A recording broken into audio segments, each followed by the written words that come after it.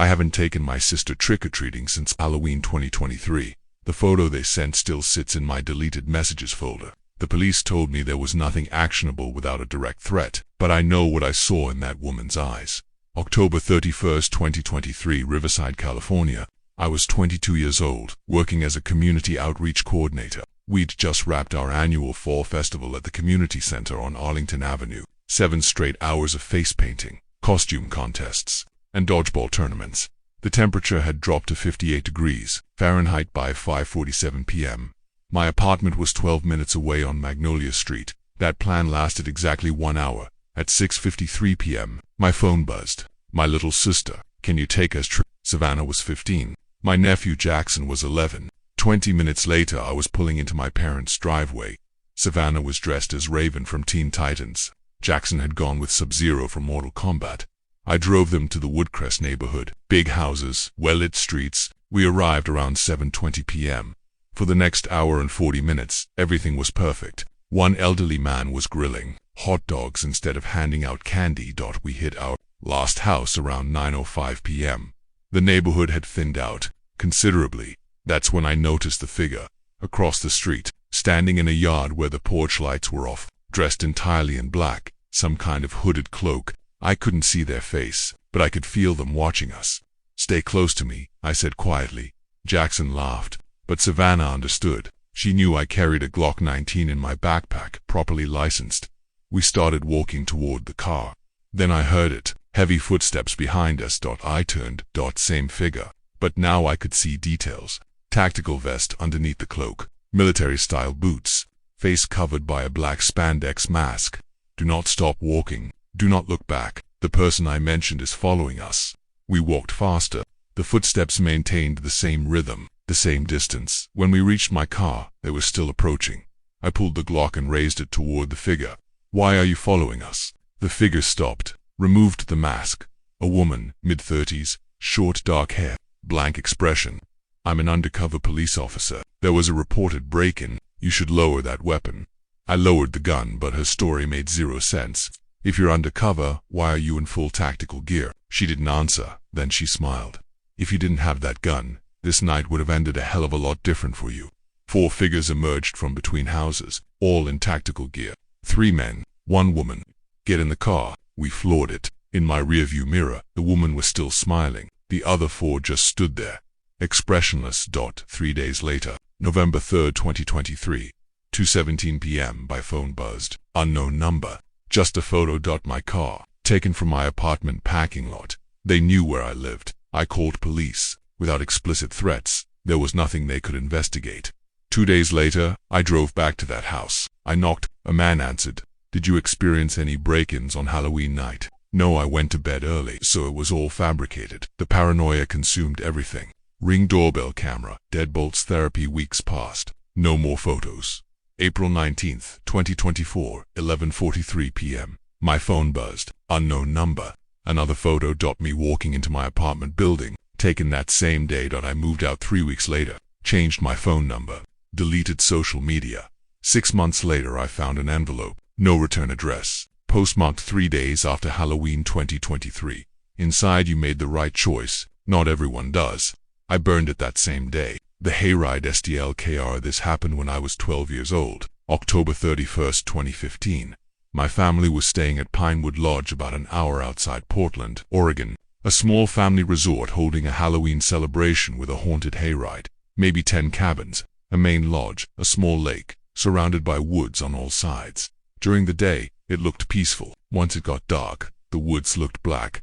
We checked in early afternoon. I could smell campfire smoke and candy apples. Kids running around in costumes. I met another kid, Ryan, skeleton costume. We played games together. Around 7 p.m., families walked to the hayride area. The tractor pulling the wagon was parked near a big barn. Maybe 20 of us got on. The driver wore a scarecrow mask. The ride started out fun, torches lighting the dirt trail, workers in costumes jumping out from behind trees, but halfway through, something made me uncomfortable. We were passing through a darker part of the trail. The tractor slowed down and I looked toward the edge of the woods. That's when I saw a man standing just outside the torchlight. He wasn't part of the hayride cast. Black jacket, jeans, baseball cap pulled low, just standing there with his hands in his pockets. At first I thought maybe he was a worker taking a break, but he wasn't doing anything, just watching. At one point I made eye contact with him. Even though his face was shadowed, I could feel his eyes locked on me. I turned to look at the people around me. When I looked back, he was still there, same position. When the hayride ended, I looked back toward the woods. He was gone. I didn't mention it to anyone, figured maybe I imagined it. We went back to the lodge where they had more games and food. My parents sat by a bonfire while Ryan and I collected candy. About an hour later, I saw him again. Ryan and I were standing near the snack table when I noticed someone off to the side of the crowd. Same man standing near the tree line watching, maybe 30 feet away. There were a lot of people around, so it felt strange that he'd just be standing there alone. I nudged Ryan and told him. Ryan looked over and said, "Maybe he's one of the workers." I said, "He's not. He was in the woods during the hayride." Ryan shrugged. "Maybe he's a dad." But he wasn't talking to anyone, just standing there. A few minutes later, when I looked back, he was gone. Around 9 p.m., most of the little kids had gone back to their cabins. Ryan and I still had energy. We decided to walk around the resort. There was a trail behind the cabins that led into the woods. Ryan said we should go a little way in. I didn't want to go too far, but we had flashlights. We walked down the dirt path together. The farther we went, the quieter it got. We only went maybe 200 feet in when we stopped near a clearing. There was an old wooden sign nailed to a tree that said private property. We started throwing small rocks at the sign. Then we both heard it. Footsteps. Heavy, slow footsteps coming from behind us somewhere deeper on the path. We froze and turned around. Ryan whispered, "Probably another kid." But it didn't sound like a kid. I shined my flashlight down the path. I couldn't see anyone yet. Then the footsteps stopped. Complete silence. Then a voice spoke. "Hey there, boys." It was a man's voice. Calm, but intimidating. Ryan looked at me and I think he realized the same thing I did. It was the man from the hayride. He stepped into the light just enough for us to see part of him. Same black jacket and hat. "What are you two doing out here?" he asked. "You like candy?" Neither of us said anything. He pulled something out of his pocket and held it up. I could see the orange wrapper. It was a Reese's cup. "I got a bunch more of these in my cabin," he said. "Come on, I'll give you some." Ryan took a step back. The man took a few steps closer. "You don't have to be scared. It's Halloween. I'm just giving candy out. I saw you boys on the hayride earlier." When he said that, my stomach dropped. I grabbed Ryan's arm and whispered, "Run." We both turned and sprinted down the path toward the resort. I could hear him behind us for a second, his footsteps pounding hard as he started to chase. I didn't dare look back. The path seemed longer than before. When we reached the edge of the woods, I could finally see the lights from the resort. I yelled for help as we ran out of the trees. A few adults turned toward us. We didn't stop until we got right up to the people. I turned around expecting to see the man behind us, but he wasn't there. The path was empty. My parents came over right away asking what happened. I told them everything. Ryan confirmed it all. My dad and another man grabbed flashlights and went to check the path, but they didn't find anyone. The resort staff called the local police. They arrived about 30 minutes later. They said they checked the area and would notify nearby cabins. That night my parents didn't let me out of their sight. We stayed in the cabin with the door locked. The next morning, the police came back and told us they searched the property but didn't find anyone matching the description. We left later that day.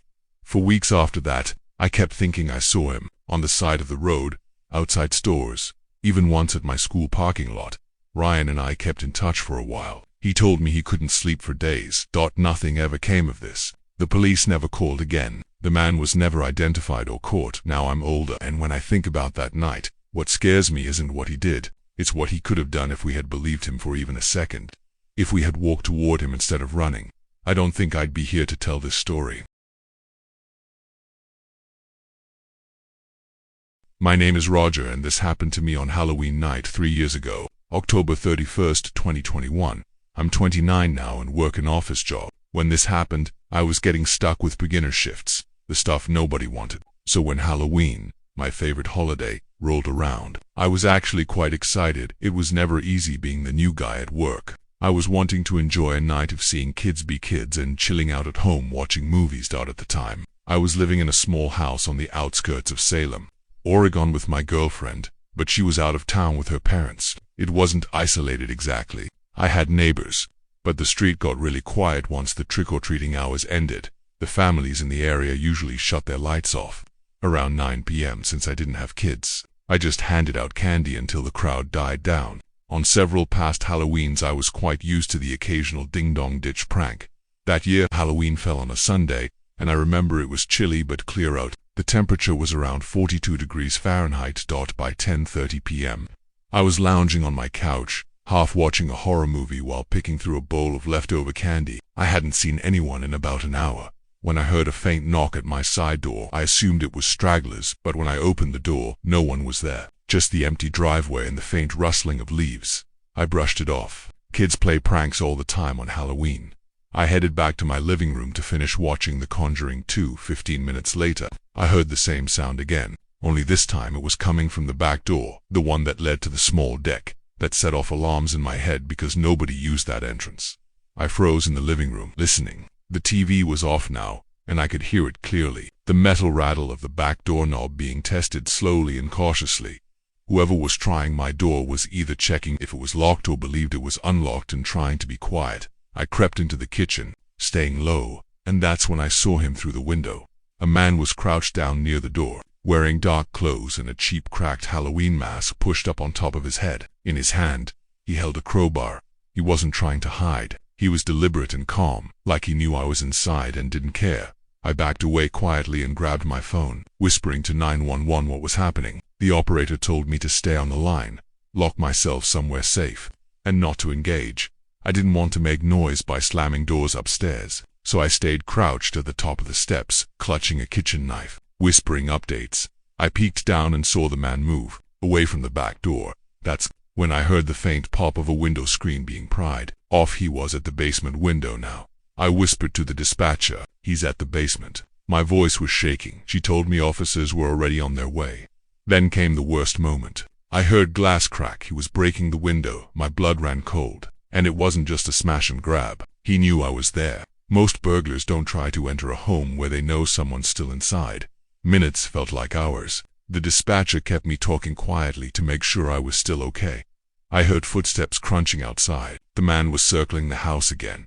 Then headlights swept across the blinds. Relief flooded me as flashing red and blue lights pulled up in front. The man bolted. I watched him sprint across my yard, but he didn't get far. The officers tackled him just past my driveway. I didn't even realize I was shaking until I saw one of the cops leading him back in cuffs. That's when I saw what he'd been carrying: the crowbar, duct tape, and zip ties stuffed in his bag. This wasn't a burglar looking for valuables. This guy had a plan, and it was something far worse.